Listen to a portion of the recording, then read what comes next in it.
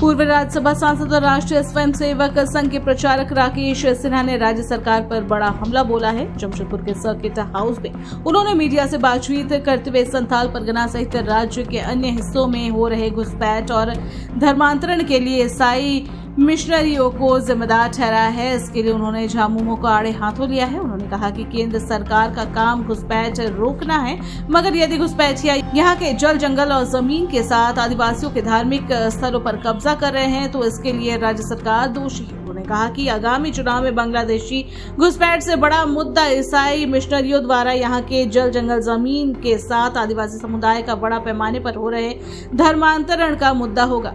श्री सिन्हा ने कहा कि राष्ट्रीय स्वयंसेवक संघ का वनवासी कल्याण केंद्र कभी भी धर्मांतरण का समर्थन नहीं करता है। संघ हमेशा राष्ट्रवाद और राष्ट्र भावना से प्रेरित समाज की वकालत करता है। देश के प्रधानमंत्री नरेंद्र मोदी के निर्देश में जिस तरह से झारखंड में परिवर्तन यात्रा की शुरुआत हुई है, उससे ऐसा लगने लगा है कि झारखंड में बदलाव होना निश्चित है। उन्होंने झारखंड के आदिवासियों की दुर्दशा के लिए वर्तमान हेमंत सोरेन सरकार को जिम्मेदार ठहराया।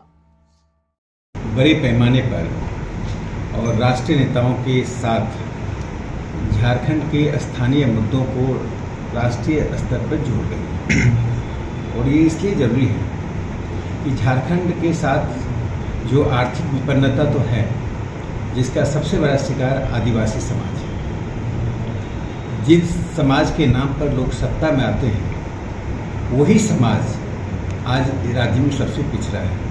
लेकिन जो एक बड़ी समस्या इस देश के सामने आ रही है, जो छिपी हुई थी, और इस चुनाव में जनता को इस समस्या पर बड़े तरीके से गौर करना पड़ेगा, वह है मिशनरियों की गतिविधियाँ।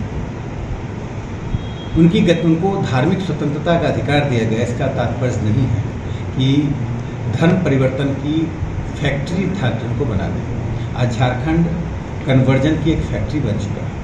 समय आ गया है जब मिशनरी गो बैक। इस देश में मिशनरी की आवश्यकता नहीं। ईसाई समाज और मिशनरी के बीच में बुनियादी अंतर है और मिशनरियाँ बाहर के पैसे से, बाहर के लोगों के द्वारा, बाहर की योजना से यहाँ की संस्कृति को, समाज को, आदिवासी समाज की मूल चेतना को, मूल आध्यात्मिक प्रवृत्ति को और साथ साथ उनके पूर्वजों के साथ उनके लगाव को तोड़ रहे हैं। इसलिए आदिवासी समाज को खड़ा होना पड़ेगा, जिन्हें हम वनवासी कहते हैं। इस पर भी उन्हें आपत्ति होती है, खड़ा होना पड़ेगा। दूसरा कि जिस व्यक्ति ने बिरसा मुंडा पर आक्रमण किया, उनको हम धरती आबा बोलते हैं, वे शहीद ही नहीं हुए, देवता की तरह थे। उस व्यक्ति का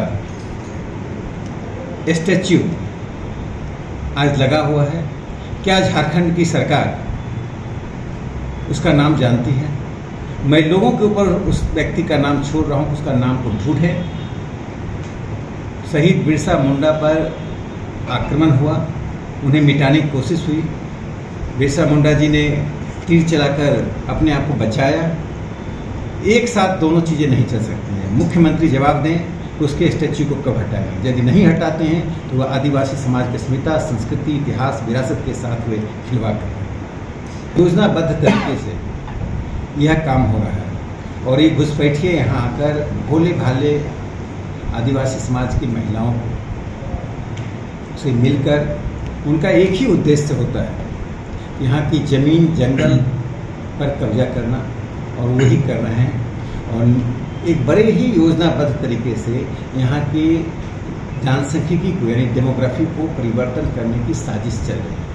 और देखिएगा जहाँ जहाँ आदिवासी समाज का आध्यात्मिक स्थान है, उसके इर्द गिर्द ऐसे घुसपैठिए बस रहे हैं, जिससे आने वाले समय में उस आध्यात्मिक स्थान को समाप्त कर सकते हैं। घुसपैठी आ कैसे रहे हैं? बॉर्डर पर तो सेंट्रल की फोर्स रहती है। कानून और व्यवस्था राज्य सरकार का काम है। यदि मैं यहाँ आ रहा हूँ और मैं आकर यहाँ कोई उत्पाद मचा रहा हूँ, तो इसके लिए केंद्र सरकार जिम्मेदार नहीं। वो आकर यहाँ जमीन कैसे ले रहे हैं, किस तरह से विवाह कर रहे हैं, किस तरह से आदिवासी समाज की अस्मिता को, उनके आध्यात्मिक केंद्र पर हमले कर रहे हैं, यह सब से राज्य सरकार मुँह नहीं मोड़ सकती है।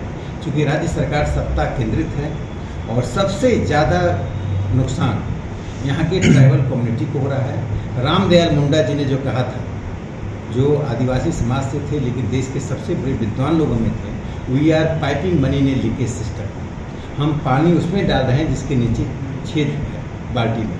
तो झारखंड की सरकार वही कर रही है, एक हाथ से पानी डालती है और दूसरे हाथ से उस पानी को अपने घर ले जाती है। तो मुझे लगता है कि भ्रष्टाचार के शिखर पर है और सबसे बड़ी बात है कि इस भ्रष्टाचार के दौर में और वंशवाद के दौर में उन्होंने अपने पार्टी के उन लोगों को भी अपमान किया जो इस पार्टी के निर्णायक थे, निर्माता थे। यह भारतीय राजनीति के लिए बड़ा दुर्भाग्य का दिन है।